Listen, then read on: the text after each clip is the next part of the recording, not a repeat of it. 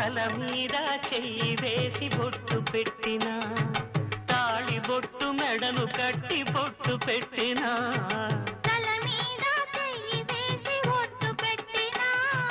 తాళి బొట్టు మెడను కట్టి బొట్టు పెట్టినా సన్ని కళ్ళు తొక్కినా సప్తపదులు మెట్టినా సన్ని కళ్ళు తొక్కినా సప్తపదులు మెట్టినా మనసు మనసు కలపడమే